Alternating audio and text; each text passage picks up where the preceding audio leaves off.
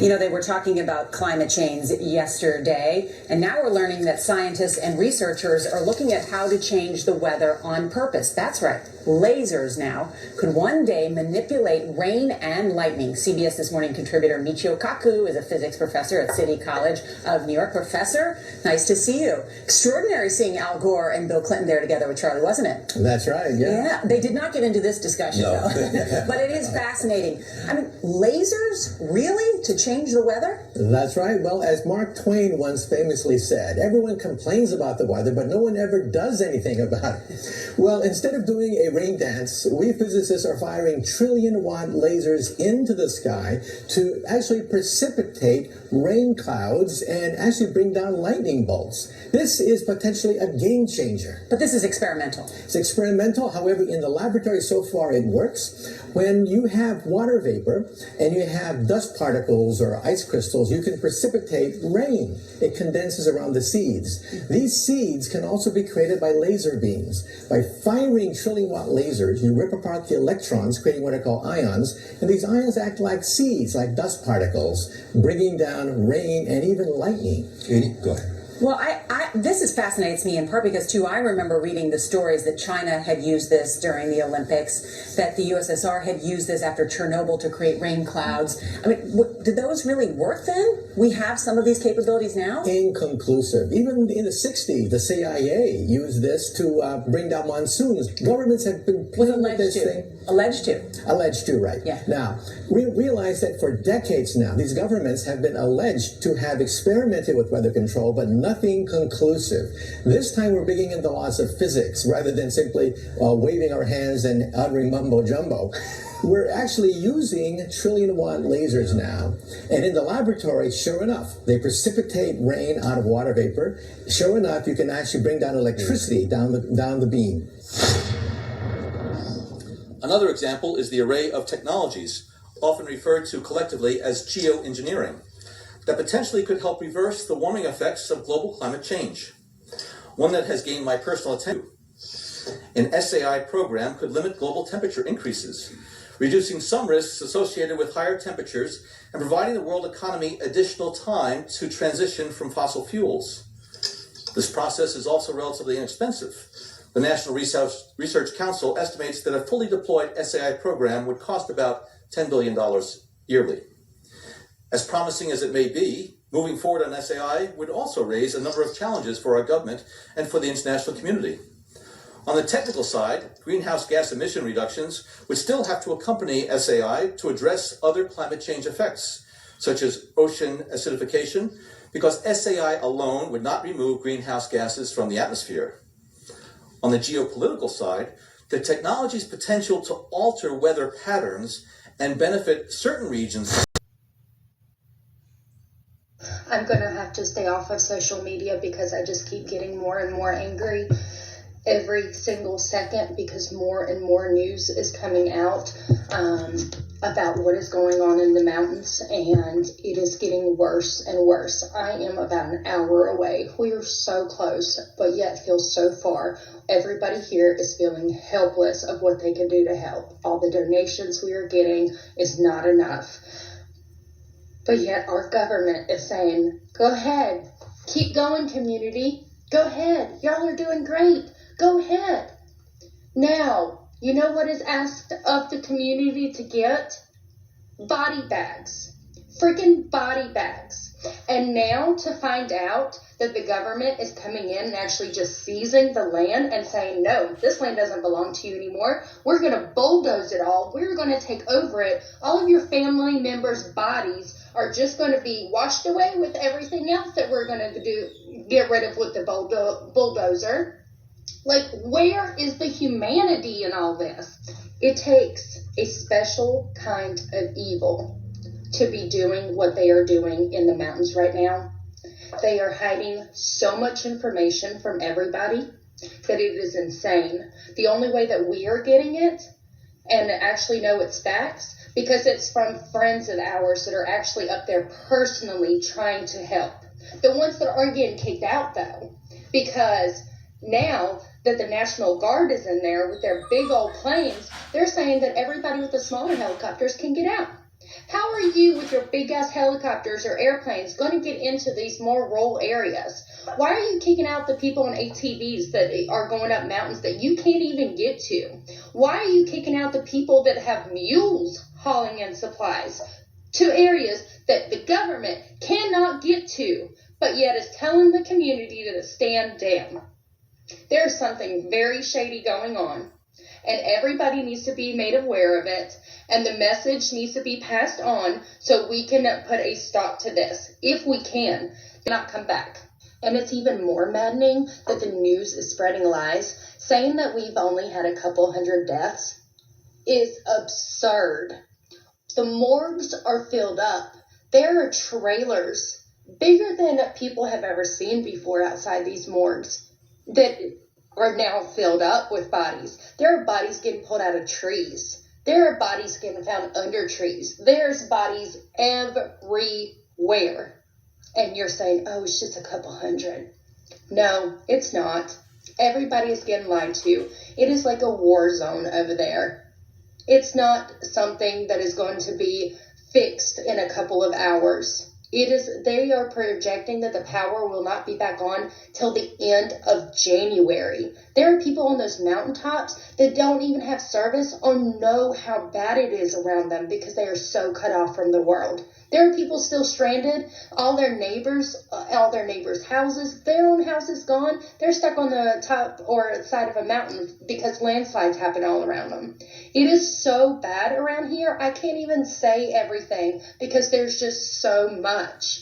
Please spread the word. I got my son to the highest point of the house that I could, but once the house detached, we ran into power lines and we ran into trees, which knocked us off into the water. That's when I went under and I lost sight of my mom and my son. I could hear them screaming. My dad was trying to fight for his life on water. He is, 73 years old, as my mother was. My son was 7. He didn't know how to swim, so my dad had to grabbed onto a branch or something and was holding on. But the last thing that I heard from my son was he was screaming for Jesus, and he was saying, Jesus, please save me. That's the last words I heard out of my son's mouth. And that was when we separated. We all got knocked into the water into different ways. I didn't see them again. And I continued to float down, up and down through the water until I got trapped in a tree. I continued to look for them, but I heard nothing. I saw my mom screaming for my son at one point, and again, the last I heard from them was screams and screaming. Trigger warning. Anybody that's sensitive and can't handle hearing about this, go ahead and scroll. For those that are like me, that cannot allow this bullshit to continue, listen up. We've already seen the videos. We've already heard the eyewitness accounts. People stating, trigger warning, piles of unalived individuals being found in riverbanks, on the lakes, in the streets, in their cars, and nobody seems to want to come to retrieve them. The fact that we can even allow that to happen, like the absolute utter disrespect for these people. These people were grandmothers and grandfathers and children and aunts and uncles. Like, since when do we not respect our dead? But then it gets worse. As you listen to these videos, as you watch these videos, you see the devastation. Whole roads are completely wiped out. And I understand that people are not familiar with mountain areas. They think, oh, it's one road, you go around. Yeah, that's not how it works. Most mountain regions maybe have one, maybe two roads that go in and out.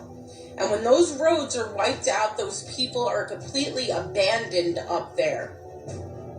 FEMA set up camp in an accessible area and has told multiple people that they will not bring aid to people in inaccessible areas, which makes you wonder why the fuck they're even there. But that's okay, we have volunteers, right? Volunteers that'll go out, private individuals that are going to go out and help these people. Yeah, they're being threatened with arrest. People brought their privately owned helicopters to try to offer aid to get these people off the mountains, or at least bring them supplies so they don't starve to death or die from dehydration, because it has now been 6 full days of no water access for these people, and they're being threatened with arrest. Trucks have come to the region with supplies. Their tires are being slashed. Something very sinister and evil is happening here.